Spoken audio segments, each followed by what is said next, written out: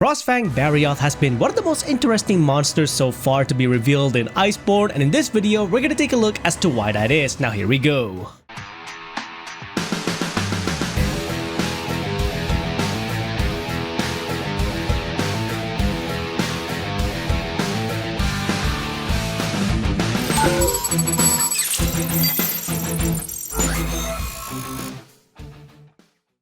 Hey everyone, Pinoyx here once again, back with another video for Monster Hunter World Iceborne. So in today's video, I want to focus specifically on Frostfang Barioth in Iceborne because this monster is quite interesting in terms of the information that Capcom provided us during the recent developer's diary. Now the first information that we're going to be looking through regarding this monster is the origin of its name, Frostfang Barioth, and second of all, what actually caused a Barioth to transform into a Frostfang throughout Monster Hunter World Iceborne. So we're going to be looking into these very unique information that Capcom has provided us regarding this particular variant monster. Now let's get started on the origin of the name. So Capcom never really gave us the origin of the name Frostfang Barioth. However, for anyone out there who has played the spin-off game Monster Hunter Stories, this name should be quite familiar to you. This is because of the fact that the name Frostfang Barioth is actually a subtle reference to none other than Avinius Monstie in Monster Hunter Stories, which is a Barioth named Frostfang. This is actually a very nice nod to Monster Hunter Stories, and I'm really hoping that we do get a sequel of this particular game where Frostfang the Barioth could potentially evolve into a Frostfang Barioth as we go through the sequel storyline of Monster Hunter Stories. Nice subtle reference, and I really like the fact that they used the Frostfang name rather than trying to create something new for the Barioth as a variant monster. So the next fascinating information regarding Frostfang that I gotta talk about is how Capcom described this particular variant monster during the developer's diary. They called it a special variant, but they never really kind of explored as to why that is.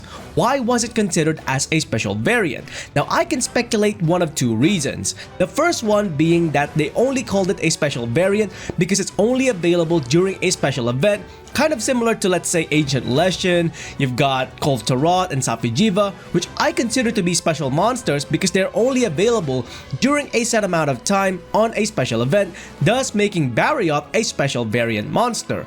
However, if this is not the case scenario, then the other reason that I'm speculating that they call it a special variant is due to the fact that this monster can only be fought as a tempered variant, meaning that there is no regular variant version of the Barioth that you can fight in the game as of right now. You can only fight Frostfang as a tempered variant, thus making it a special variant because of its current status. If this is the case scenario, then there could be another special variant monster in the game as of right now because this monster is permanently tempered, and that is none other than the Scar and Garuga.